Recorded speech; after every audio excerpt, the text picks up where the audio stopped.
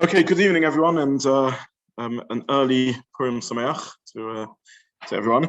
Apologies for the delay in starting due to some internet challenges, but I think we got there.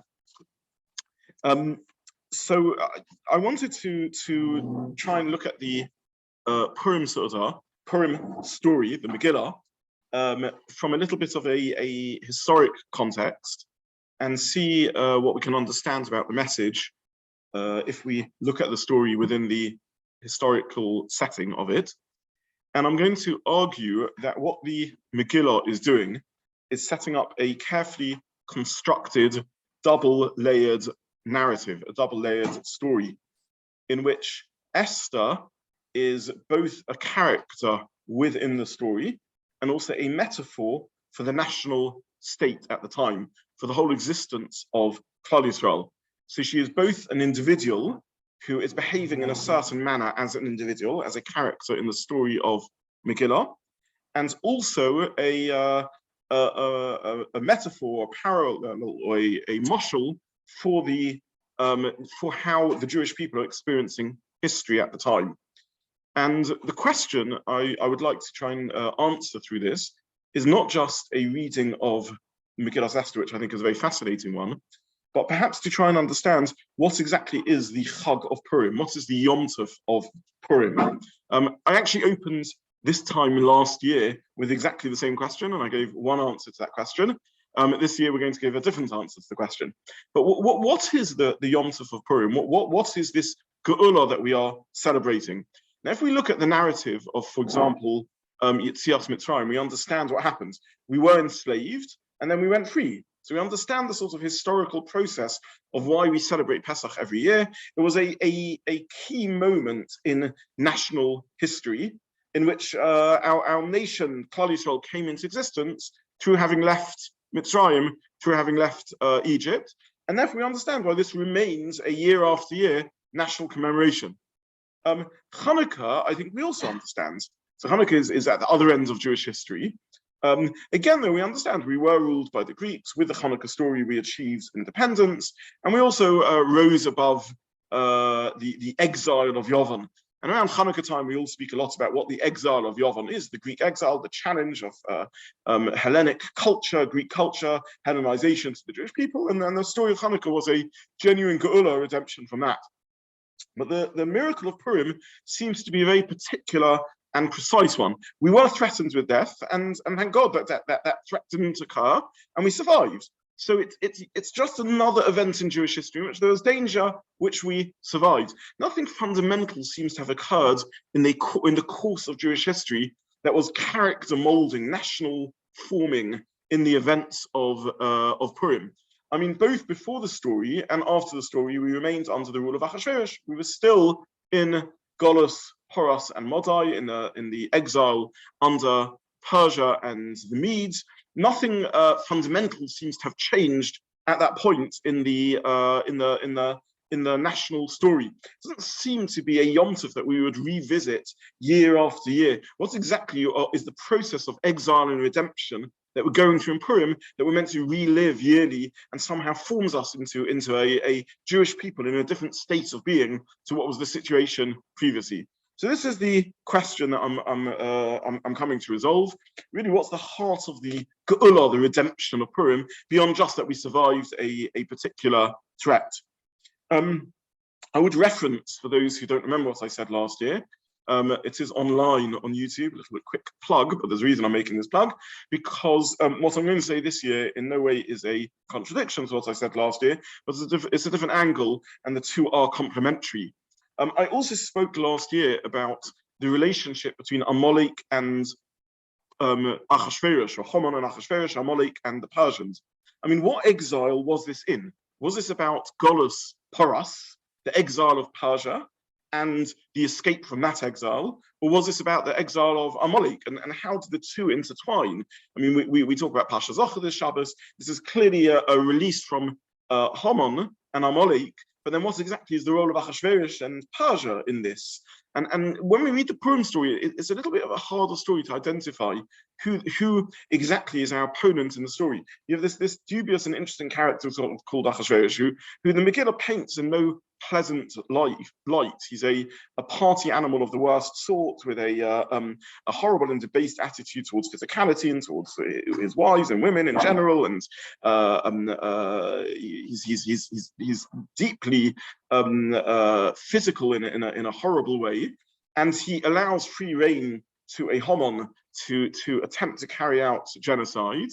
And on the other hand, he's not the Haman. He isn't the villain of the story exactly. So the whole sort of relationship between Paras and the Persian exile and Amalek, and how does Amalek get into the story? I mean, this is we talk about the Goliaths, the exiles that the Jewish people went through. We talk about the exile in Egypt. We talk about the exile of the Babylonian exile, the destruction of the first temple. We talk about the exile in Persia and Media, the Persian exile, of which Purim seems to somehow be linked, and yet the crucial part of the story is not the Persians, but Amalek and the figure of Haman.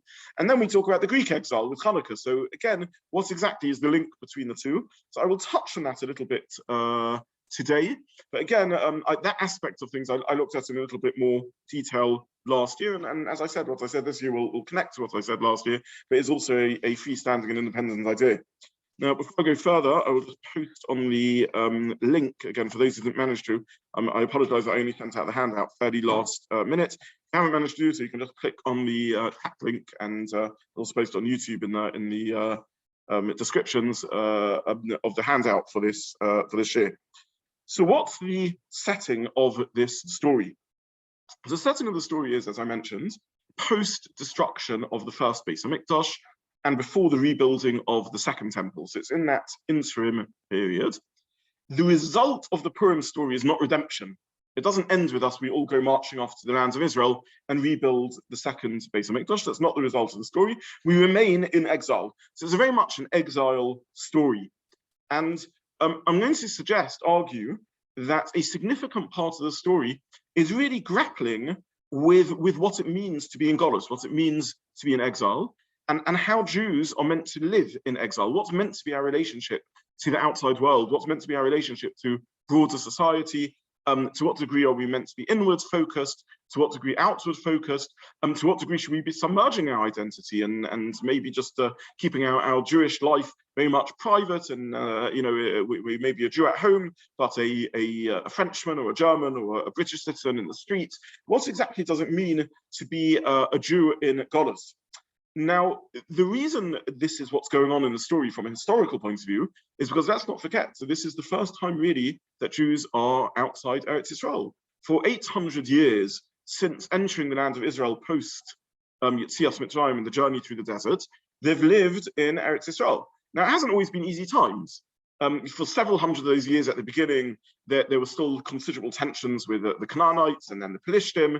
That was finally resolved with the ascent of Shaul and then David, and the rise of the kingdom of the house of David, and then the Jewish people split into exile again, and not long afterwards the Syrians come along and attack them, and then the Babylonians attack them and exile them again. It hasn't been plain sailing, it's been difficult, but they've known what they are. They're Jews, not calling themselves Jews, they're actually still Bnei Yisrael at that stage, living in Eretz Yisrael, and they have an obvious sense of identity. They don't need to think about what it means to be a nation, because they're just living in Eretz Yisrael as Klal Yisrael.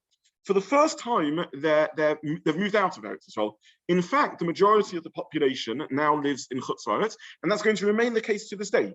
So all the way through the era of the second Beis HaMikdash, the majority of Jews are living outside Eretz Yisrael, and that remains the case even to this day, when we have the highest ratio really of Jews living in the lands of Israel for 2,500 years. Nonetheless, we still haven't corrected, as it were, that historical anomaly.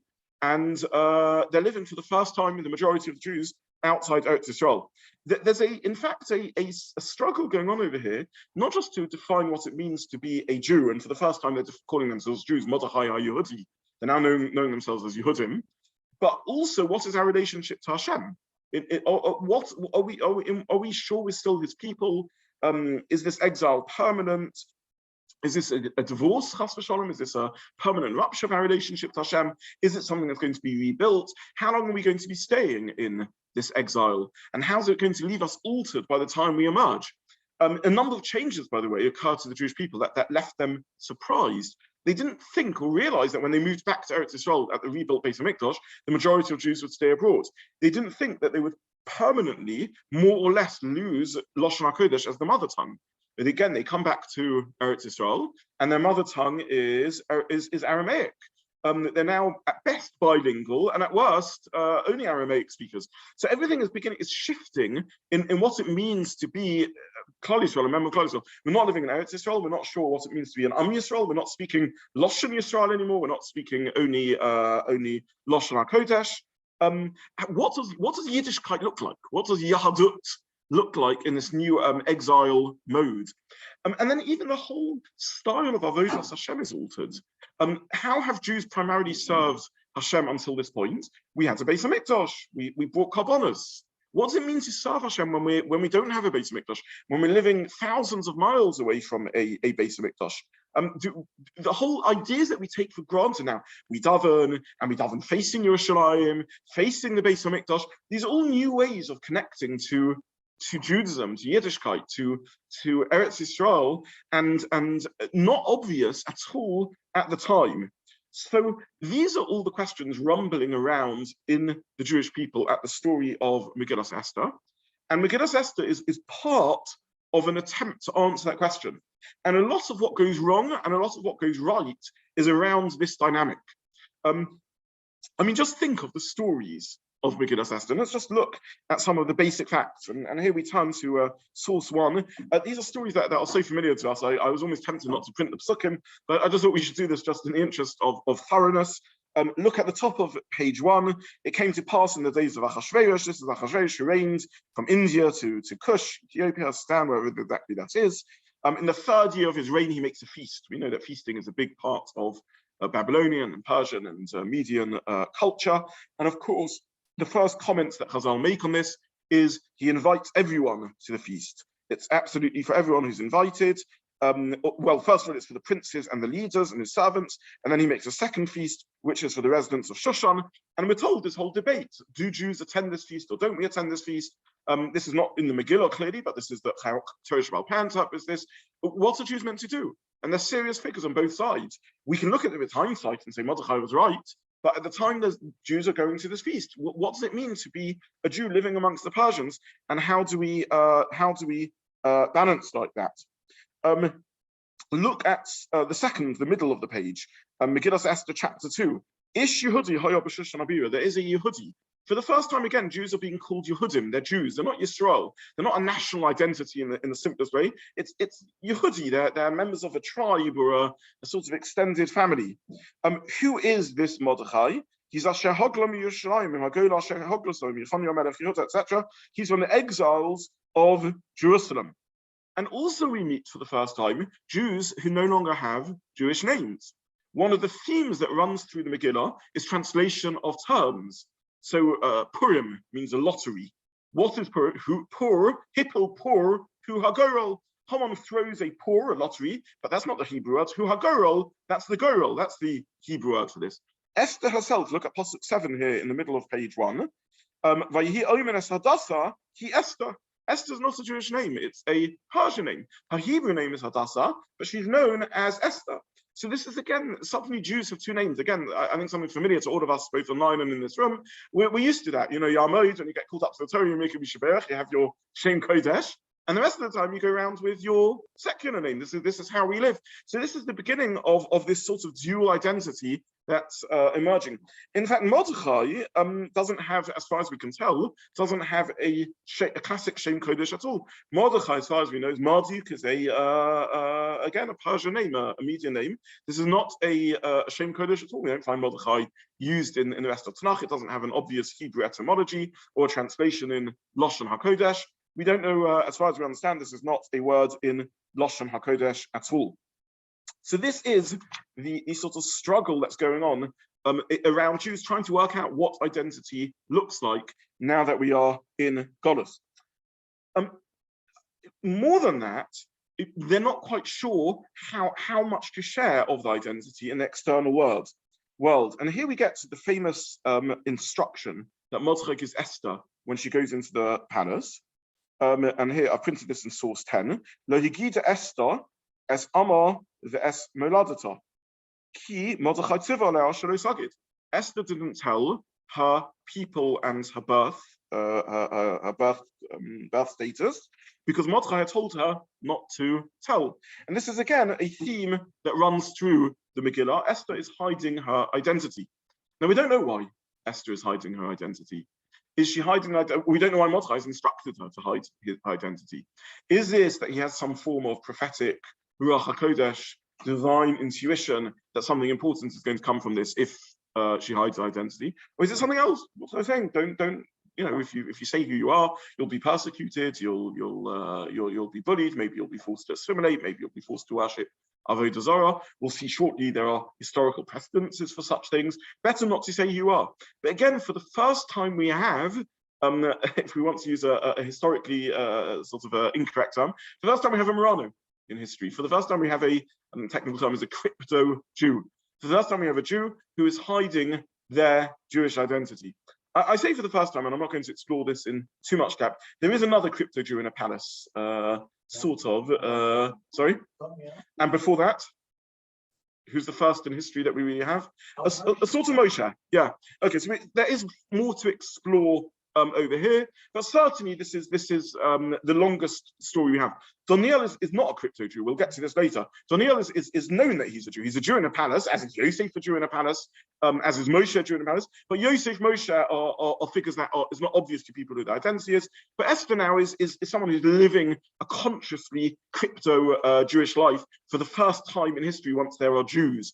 Moshe, Yosef, pre-Matan Torah, it's a related story which we could explore on another occasion. But Esther is the first one who's living post the formation of the Jewish people as a classic crypto Jew.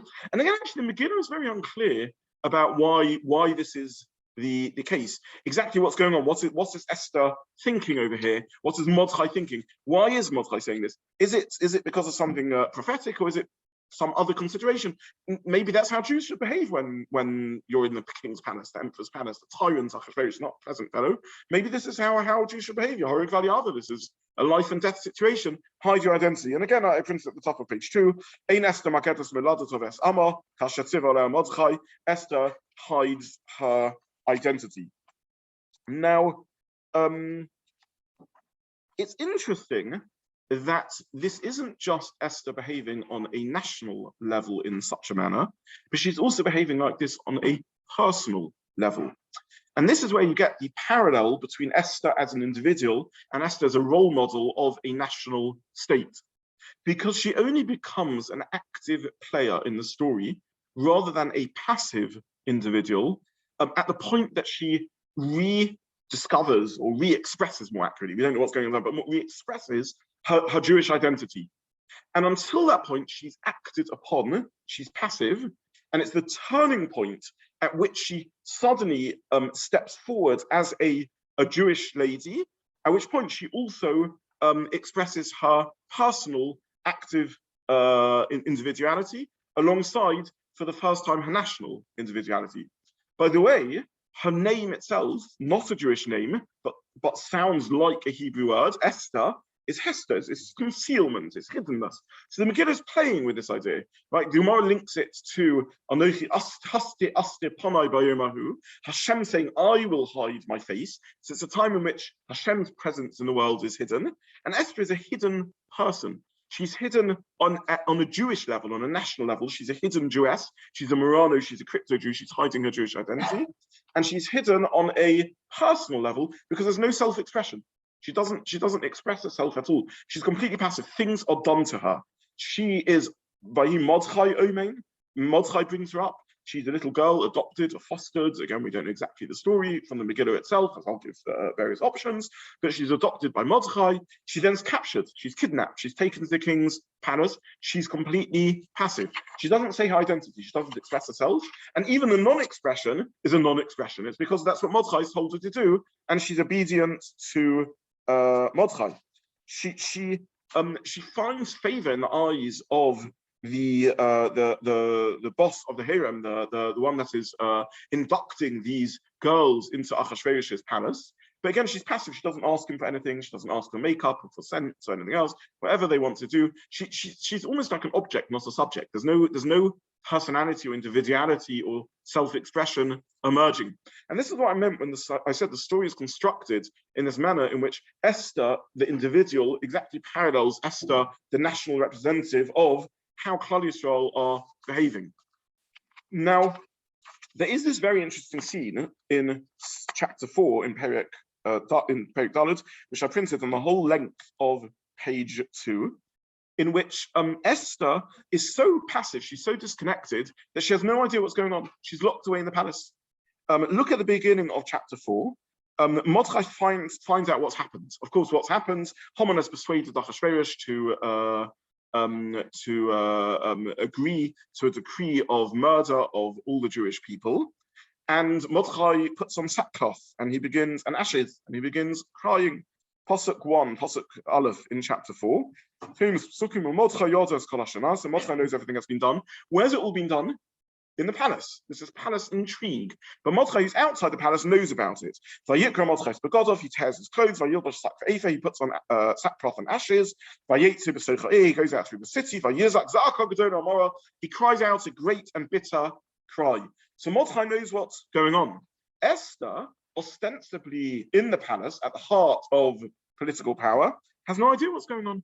She doesn't understand what's happening. Pasuk Daled, her maidens and her chamberlain come and tell her that Mordechai is outside, and she's very pained. Something's happened. Her beloved Mordechai is mourning, and she sends him clothes to take his sackcloth off, and he doesn't accept it. So she calls Vatikra Esther Hatach, she calls for Hasach, and she says, Misrisei Hamanach, from one of the chamberlains of the king, and she says to him, go to Mordechai, Pasuk 5 on page 2 in chapter 4. Lodas Mazer V'Almazer, what is this and what's this about? So she has no idea what's going on. She's got no idea that the Jewish people have just been decreed to be destroyed. And there's a whole conversation that takes place via Hasach going backwards and forwards, scurrying backwards and forwards to deliver the message. And Mordechai says to Esther, you're the one in the seat of power, you're in the palace, you have to do something about this. And again, Esther is passive. She says, I can't, there's nothing I can do. Pasuk 11, Kolav de Amelach, Medina Samarach Yotim, Asher Kol Ish V'ish, I put this in bold, Pasuk 11 in the middle of page 2. Asher Kol Ish V'ish, Asher Yavar Amelach, Alachotz HaPnimis, Asher Yikach, Astas Ulamis. If I were going to the king, I would be killed. I don't have the ability to go into the king.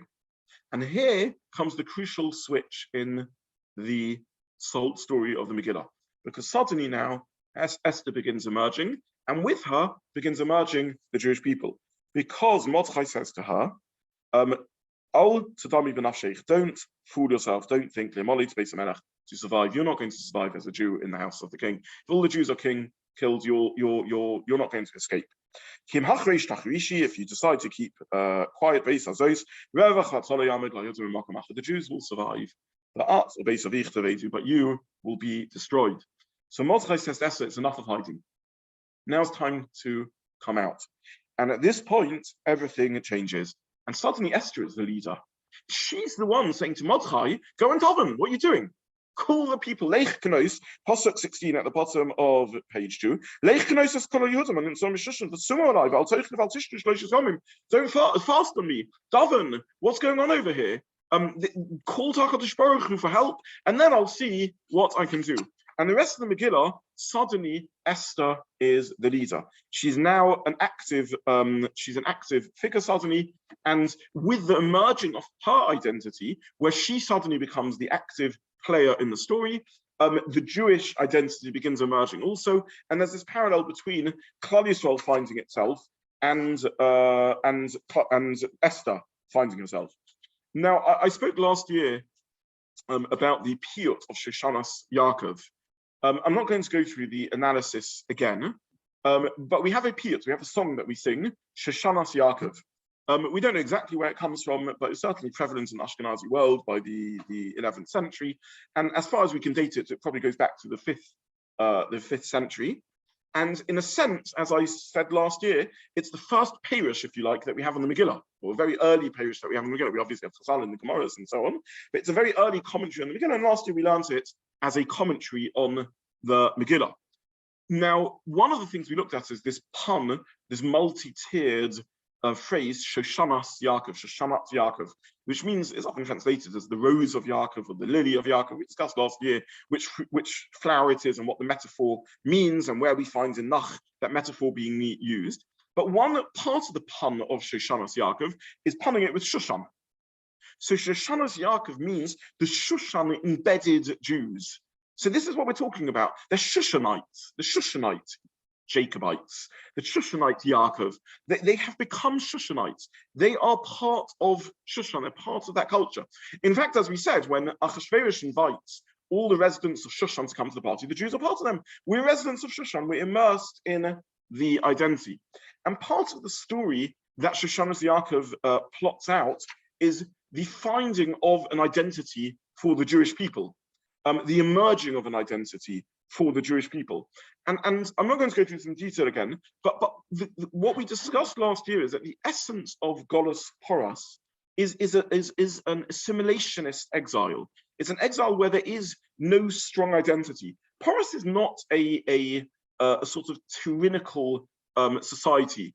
It has 127 Medinas. We know from the start of the Megilla, and we know this from historical fact, that each area is able to rule itself and so on. Poros is just lukewarm.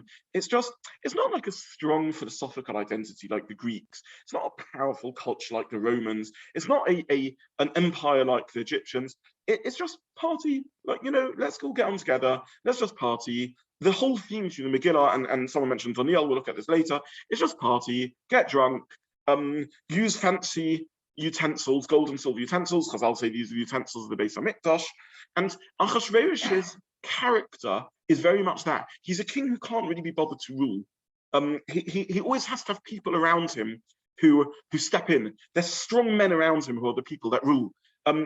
When Vashti disappears, maybe a strong woman, Haman steps in. When Haman disappears, Mordechai steps in. He can't really be bothered to rule. Why should he bother ruling? I mean, he's got other more important things to do, which is party and enjoy life. Like, ruling's also a hassle. He doesn't stand for much. He swings which way he's there. Haman's in charge, and Haman gives him a bit of money and tells him, I'll kill the Jews. Yeah, go do what you want. Mordechai's now in charge, and he says that you should kill Haman, and this is what Esther's telling to do. Yeah, go and do that. How does he make his decision? In a party, Esther invites him to a party. She can't get a rational decision out of him by going to his throne room and talking to him about the issue. She has to invite him not to one party, but to two parties. And they're in the party when he's a bit inebriated and so on. Yeah, go and find Haman's a vile fellow. But you were the one that agreed to Haman doing it. Whatever. He's the ultimate sort of whatever type culture. I just want to get on a party. I can't be bothered to be hassled. And you see that sort of personality shining through the Megillah. In fact, this is what gives space for the strongman Haman to step forward. The Megillah, by the way, builds this sort of pathetic image of Achashverosh, because the only time we ever see him stepping forward and actually taking a decision in his life to be tough is when he decides to get his wife Vashti disposed and murdered of, because you won't listen to his hedonistic and bestial desires. So the only place he can sort of exert authority and actually bothers doing something is going to rule through the whole of my land. The husband should be in charge and the wives have to listen to what their husbands tell them. So one's getting this image of an Achashverosh and a Poros, in which the danger to the Jewish people is this is not a philosophical danger like a Yavon. It's not a cultural danger, a cultural danger like a Rome. It's a non-culture. It's just an assimilation. It's just sort of merge in and enjoy. And why do you have to be so difficult? And just get on in life and party. And why are you still longing for Eretz Yisrael and your faith and your connection to HaKadosh Baruch Hu? I'm inviting you to my party. I'm very happy for Jews to come to the party also. I've got no problem with Jews. Let you also come in and join this party. I discussed last year why this is why this leaves a vacuum which allows an Amalek to step in. I'm not going to go through that again. But even the language used in the Megillah, by the way, in which Chazal tells us every time the word Hamelech is used, it's this HaKadosh Baruch Hu, it's also indicating the degree to which Achashverosh is a non-entity, the degree to which he is a pawn either for a Haman or for a Mordechai or for HaKadosh Baruch Hu. He's always a puppet. He's never his own. He's never his own person. Mordechai, who is another strong man, is the counter to a Haman. Look at the Pesukim that tell us, and I printed this at the top of page 3, very famous Pesukim again. Everyone has to bow down to Haman. Besides Mordechai, Mordechai will not bow down, he will not budge. In chapter 5, the same thing. Haman goes out that day joyful and glad of heart. He sees Mordechai standing there. And he won't stand up, he won't move for him. So Mordechai won't budge. And this is really what's going on in the Megillah. It's only when Klal Yisrael, symbolized by Esther, don't budge, they stop moving, they stop bowing down. She's no longer going to be an Esther, she's no longer going to conceal her identity. She's going to say who she is, she's going to risk her life, she's going to call to Mordechai to do something. That's the point where a Yeshua, where a Geula can start happening. Right, Alex? But on your point with Esther, wouldn't you say that she's actually not her identity once she's been based on selfishness? More than like once I knew him actually might be in James, and then she's like, oh, actually, I'm going to do something about that. And also, if you the segment 16, it says, go get the Jews to pray for me, and if I perish, then I perish, isn't it? Really motivated by more selfish attitude. They're more. So maybe I mistranslated the passage a bit before. When Mordechai says to her, "Don't think you will escape," he doesn't necessarily mean she's going to die in this. He simply means, don't think that anything's going to be achieved. Don't think to yourself, "I'm fine because I will escape," because you still have a responsibility to the rest of Klal Yisrael. And it's true, she is now saying daven for me, but she's saying daven for me because I'm stepping up to become a leader of the Jewish people. And it's interesting, from this point on, she is an equal to Mordechai through the rest of the story. Suddenly she becomes a co-leader of the Jewish people. In fact, this becomes Megillah Esther, and the author of this Megillah, and the one that engages in conversation with the Sanhedrin and says, make this one of the canonized texts of Tanakh, is Esther. She becomes not just a sort of a macha or an askan or a sort of lay leader of the Jewish people. She becomes a prophetic leader of the Jewish people. She becomes the authoress of one of the Sifrei Tanakh, and someone who argues about a spiritual role of the leadership. So it's difficult to know what's going on before that. I'm not suggesting before that Esther was wrong to hide her identity. Mordechai told her to do it. All I'm saying is that the Megillah has built a model in which, you're correct, even on a personal level, she only begins emerging as a person at this point. And there's a parallel there, you're right. She's standing up for herself and her own needs. She's standing up for Klal Yisrael's needs. And this awakening of Esther, or emerging of Esther, is taking place as the crux of the moment of Geula. And the crucial chapter in this story is page 2, is chapter 4, where she goes from hiding to suddenly, okay, I'm going to talk to the king, I'm going to say who I am, and I'm going to be strong about this. Now, so far, I think so beautiful, meaning to say that when one reads the Megillah, one does see in Chazal the sort of emerging of these thoughts that there are debates around assimilation, about attending the party, not attending the party. Even halachically, it's a really interesting question. People say to Mordechai, why aren't you bowing down to Haman? There's no Issa in so doing. Why are you deliberately provoking him? So we see in Chazal that this is Jews struggling to work out their identity. I'm suggesting over here that this is the essence of what the story of the Megillah is about. It's a guidebook to us as to how to live in Golus. It's not a book with a happy and pleasant ending, by the way. It ends, again, there's a parallel. It ends with the Jews still in Golus and Esther still in Golus. So what's been achieved through the Purim story? What's the Chag? What's the Yom Tov of Purim that we're celebrating? The Yom Tov of Purim is a hidden Yom Tov. It remains in Esther. It remains Anochi Asti Ponai Bayimu, I will be hidden. It's the Yom Tov of how do you survive in Golus? It's the Yom Tov of when there isn't an overt Geula, when there isn't a Pesach or a Hanukkah, and the Greeks are chased out of the land, or the Egyptians are miraculously overcome, and we now emerge triumphantly. Poor Esther remains in the palace, by the way. The story has no great ending for her. She's still married to this monster, Achashverosh. She's still forced to live there. She doesn't become free from this kidnapping experience that she went through. And Klal Yisrael are still kidnapped. They're still remaining in Parsha Mordechai. The parallel remains there also. But the Yom Tov, the Geula that we're celebrating, is the Geula of Jews working out how to live in Golus. What does it mean to be in Golus with non-Jewish names, called Esther and Mordechai, as officers in the civil service, in the court of Achashverosh, and you're able to keep the Jewish identity, able to know where the boundaries are. In other words, what we all face, we come to shul and we're Yehudim, we're members of Klal Yisrael, we daven and we leyan and we go to shiur, we learn Torah, we work as Gaboim, we do all sorts of wonderful things, and then we go off to work and we have a different name there. We're not Hadassah, we're Esther.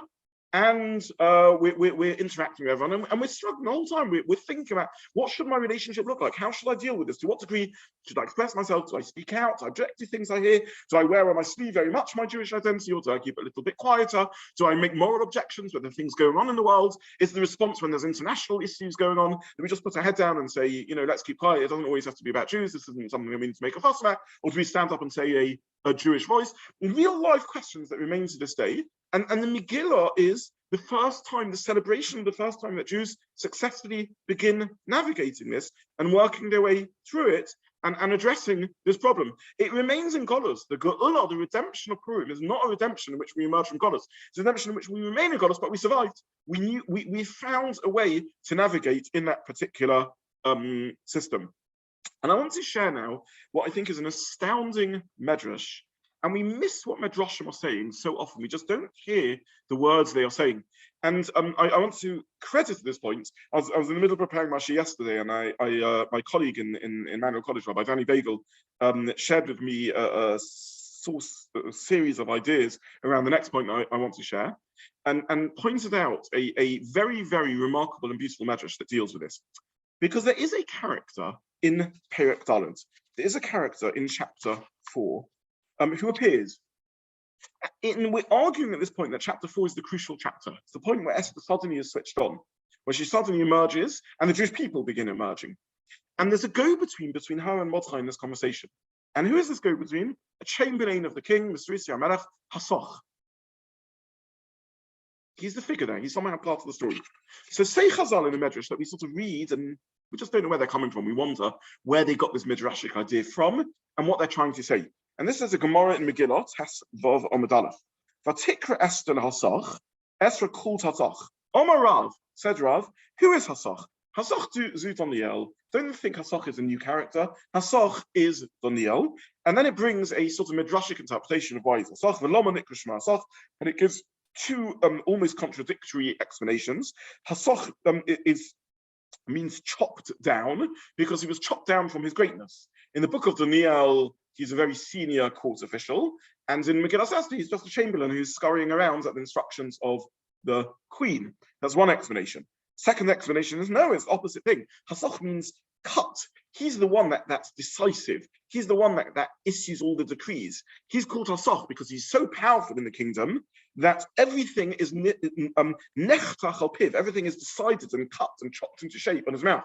So it turns out this little chamberlain scurrying backwards and forwards between Esther and Mordechai is the most powerful person in the kingdom, the Gemara is saying over here. This is Doniel, and everything is run by him. Or he's been demoted and he's just a lowly civil servant who has to run back and forwards, hasn't got any seniority at all. So we're left wondering what to make of this Gemara, this Medrash. How's the Gemara link this figure of Hasoch to Doniel, and what's this allusion going on in his name? Now, learning Medrash is always difficult. It's very difficult to know when the Medrash says that Hasoch is Doniel, whether it's saying that as a historical fact, that they're literally the same individual, or it's saying Hasoch is a Doniel type character, that there's something similar, they're kindred spirits. Difficult to know how to learn Medrash. I'm not going to go into that for now. We're just going to try and analyze what we mean when we say Hasoch is Doniel. And here comes the very beautiful thing. Because there's an incredible parallel between the life of Doniel and the life of Esther, except Doniel is the one who chooses never to hide his identity. And we don't learn a lot of Sefer Doniel for lots of reasons. It has the misfortune not to be a Megillah, so we don't learn that. It's also written, parts of it are written in Lashon HaKodesh, but parts of it are written in Aramaic. Interesting in its own right. This is a book where a foreign tongue is used for the Sefer. Megillah Esther also has little elements of that. We have the odd words here and there, which is in Persian, but not in Lashon HaKodesh. But let's look for a few moments at the life of Doniel and see what we can understand of this, and see how on earth Doniel found himself in emerging into the story of Megillah, and why Chazal think he's the character in the Purim story, because we have two stories over here seemingly disconnected. Now Chazal say, no, Doniel is a character in the Purim story. So let's have a look at Doniel chapter 1. And I've printed this in the middle of page 3. So this is telling us about a long ago story. We're long before the Purim story. We're pre-destruction of the Beis HaMikdash. A siege is around Yerushalayim, and Hashem gives Yehoiakim, the king of Yehuda, into the hands of Nebuchadnezzar.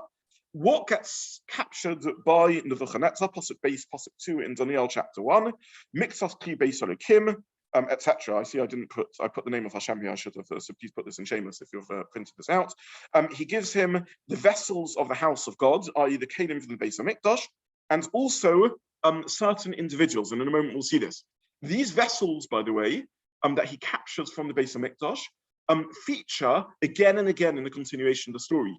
Much later, we'll have a look at this. Belshazzar, a successor monarch to Nebuchadnezzar, makes a party, and he celebrates with these beautiful kelim captured from the Beis HaMikdash, these beautiful utensils. There's again a symbolism over here. The Jewish people are going into Golus, they're losing out to Israel. The Beis HaMikdash is going into Golus, and the beauty and glory of the Beis HaMikdash that we've been learning about the last few sedras, the Mishkan and the whole glory of the Mishkan, the Kovod and Tiferes, the honor and glory of the Jewish people is also captured. And they party with these. Chazal tied this into the party that Achashverosh makes at the beginning of the Megilla, in which again these kelim, shonim are described. Lots of these utensils that are used. These are the utensils of the Beis HaMikdash. Now, what else does Nebuchadnezzar capture? Look at Pasuk 3. Vayoma HaMelech, a Melech says to his Ashpenaz, to his chief officer, Lahavi mibnei Yisrael mizera melucha min hapatamim. He should bring the children of Israel, the seed of the royals and the nobles, and capture them and take them to his palace. Pasuk 4, Yolodim Hashem Bahem Kol Mum, children with no blemish, the Tovim Mara, who are of good appearance, Maskinim B'chol Chochma, who are wise, etc. So you have a parallel story to Esther. You have the king of Bavel commanding that noble Jewish lads should be kidnapped and taken to the palace. There's even similar language. They have to be beautiful. They have to be handsome people. Now, they're not being brought to the palace here for purposes of marriage or relationship. They're being brought to become officers of the palace. He wants to assimilate them and have them as functionaries in his kingdom. That's what he wants to use them for. However, he's instructing that beautiful young men should be taken and brought into the kingdom. Quite a parallel with what happens in Megillas Esther, where again there's this collection made of youngsters to be brought to the palace. Indeed, it even goes further. Pasuk 5, the king instructs that they should be given a daily portion, just like Esther is given this whole portion of beautification for her role, which is to be a wife in the harem, a concubine or a wife of this revolting king Achashverosh. The young men captured here are also given portions because they're going to be trained as officers and civil servants in the court of Nebuchadnezzar. They are given non-Jewish names. Pasuk Zion. Again, the first time that Jews get given non-Jewish names. Pasuk 7. The Persian officer gives the chief of the officers gives them names. Doniel, Baigel, etc. They're all given Hananiah, Mishael, and Azariah, famous figures. These are all given non-Jewish names. Pasuk 9. Doniel vayitin halakimis Doniel achesed rachmin v'nei sahasarisim. The officer finds Doniel favorable in his eyes. Again, remember what we looked at on page 1, that Esther, look back on page 1, Pasuk 9, a third of the way up from the bottom of page 1. Esther finds favor in the eyes of the court official who's appointed to look after Esther. So we have these two Jewish figures captured, both of them captured in a roundup. One of them captured a male, Doniel, captured to be a court official, both of them with non-Jewish names, both of them finding favor in the eyes of the more senior court officials, and ultimately to be given a role in the Malchus, to give him a role in the kingdom. Now, interestingly, Doniel at this point makes a very different set of decisions to Mordechai and Esther. He doesn't hide his identity. Now, he's known to be Jewish. He can't deny his Judaism, but he doesn't deny his relationship to Hashem. He continues to call himself Doniel. He does not adopt his foreign name. And we even find that he continues to keep kosher. Look at the top of page 6. Doniel arranges a whole request of the one looking after him. And he says, please give us give us a trial, 10 days. Just give us seeds to eat and water to drink. We don't want your non-kosher bread. We don't want your non-kosher meat. The official says, I can't give you seeds and water. You'll become unhealthy. You'll wither away, and the king will come to me with complaints that I'm not looking after you properly. Says Doniel, please, this is the top of page 4. Please give me a trial. For 10 days, give us just kosher food and see if we look okay at the end of 10 days. And if we do, then you can carry on feeding us that, and you know that we will be okay. And this is the first sort of awkward request in the office meeting where you ask for your homeless meal to be double wrapped and it gets brought in and it's unpackaged. And everyone feels sorry for you because while they're having their big meal, you're unwrapping your double. But that's what's going on over here. This is what Doniel is asking for. And they do the experiment. Pasuk 16, the Nosanam Zeroim, from now on, they are fed on a seed diet. So here we have Doniel acting as a very different sort of court Jew, a very different sort of Jew, keeps his name, also kosher food. He isn't hiding his identity. By the way, fascinatingly, this also makes its way into sort of the Purim story in a very different way. Because look at a Ramah in the middle of page 4. This is a Ramah in Shulchan Aruch, and the Ramah brings a very ancient Ashkenazi minhag. Yesh omrim sheyesh le'achol machol zaronim b'Purim. We should eat seeded food on Purim. How do we fulfill this minhag of eating seeded food on Purim? Hamantashen, these are the hamantashen, the poppy seeds foods. So this is a very ancient minhag. By the way, we think etymologically they originally weren't called hamantashen, but mantashen. Mantashen means poppy seeds cakes. Right? So this is a very ancient minhag. Why do we have seeded food on Purim? What a strange minhag. Says the Ramah, carries on. Zeichel azaronim Doniel to remember the seeds that Doniel and his friends had in Bavel. So poor Doniel and his friends, the only food they could get hold of was bird seed. They could get hold of seed that was they could eat. They couldn't have proper food in Bavel. There weren't facilities to have baked food or cooked food that was kosher until they could arrange things. So they lived on a diet of seeds. Says the Ramah, therefore we eat seeded food on Purim. Purim, Doniel, Purim. What's Purim got to do with Doniel? Says the Kaf HaChaim, which I printed in the next source. Yeah, because Doniel's also part of the Purim story, because he's Hasach, because he does appear in the Purim story. He is the counterbalance to Esther and Mordechai. He is the figure that appears in chapter 4 and is the go-between between the two. And Chazal is saying this is Doniel. We don't know what Medrash means. Either it's literally Doniel or this is a Doniel type figure. He's the one that's saying to them, one minute Esther, Mordechai, something has to change at this point. Now is no longer the time to hide in Esther Magedes, that Esther isn't saying Melada to her nation, her nationality, or birthing. Now's the time to come out and be strong and say, I'm a Jew and I'm proud of it, and you Achashverosh, under the leadership of Haman, are trying to kill my people. This is the time to come out. It's Hasoch there in the story. And in memory of Hasoch, stroke Doniel's dedication and Mesiras Nefesh and sacrifice, in which he insists on kosher food, he eats Zaronim.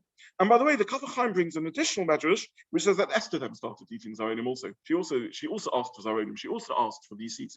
So this is the second reason why we have Zaronim on Purim. So you see the sort of medrash which we read as a strange medrash. We think, where on earth does it get Hasoch from as being Doniel? And why does Doniel come into the story? And the medrash is telling something in this crucial chapter Dalet. Hasoch, the go-between, is the one who is emerging as the figure that's offering Mordechai and Esther an alternative route how to behave.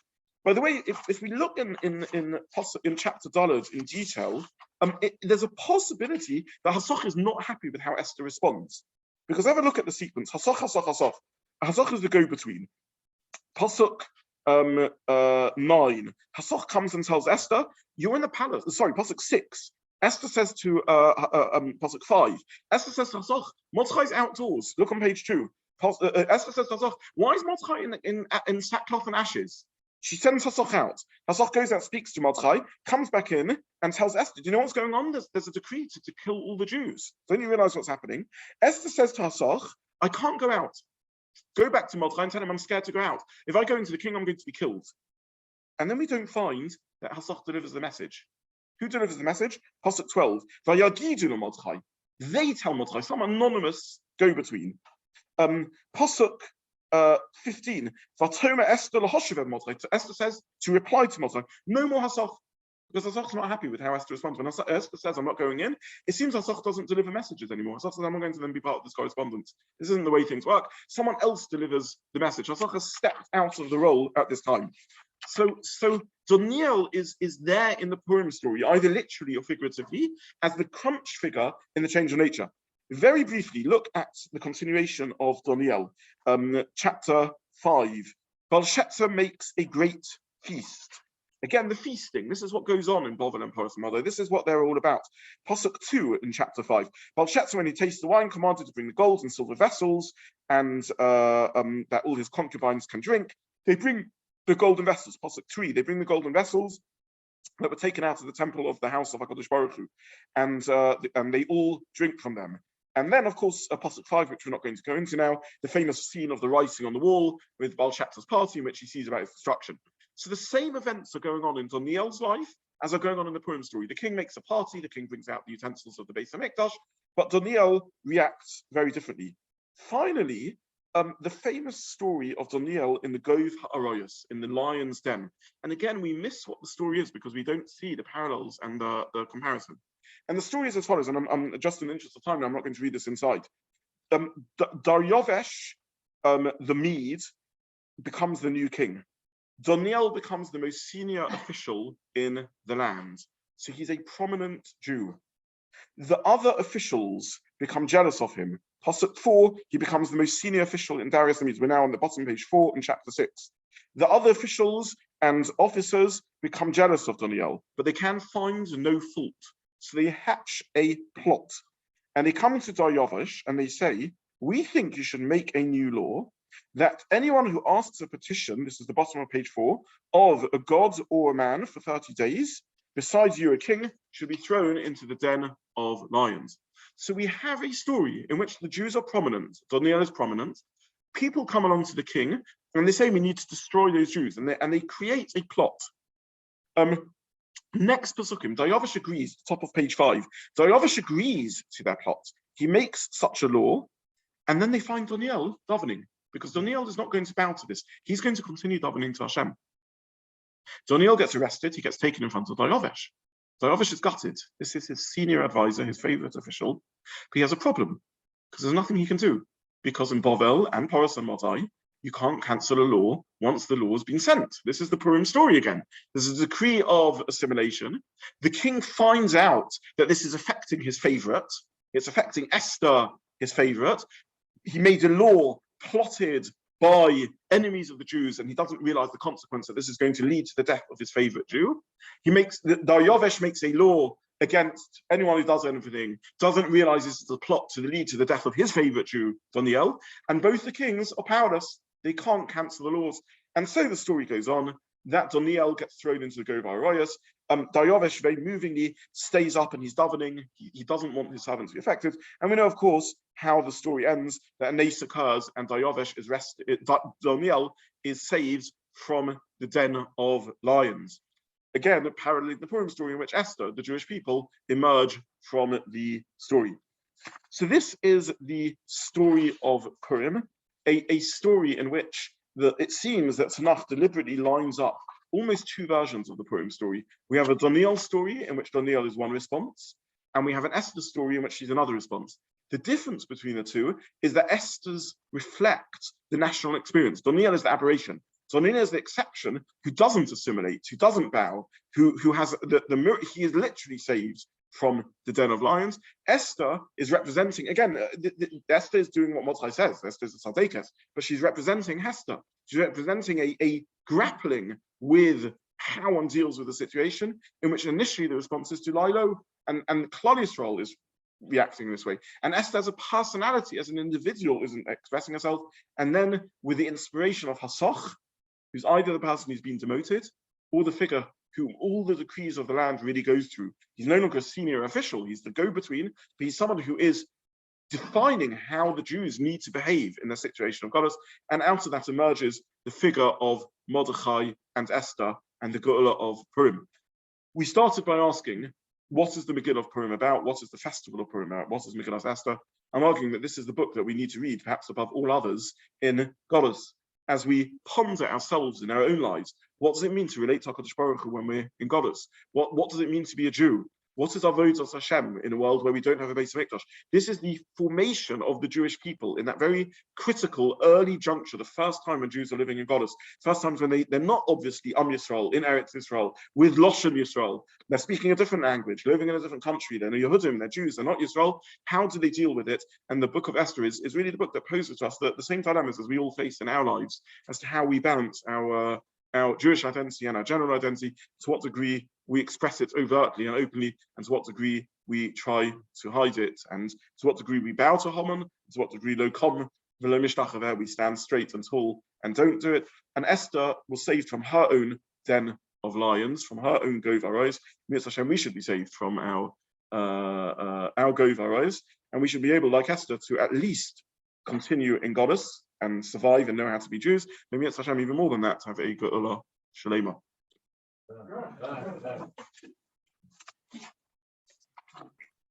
Thank you. Thank you, Rabbi Zobin. Really, really interesting. Thank you very much. Thank you. Thank you so much, Rabbi Zobin.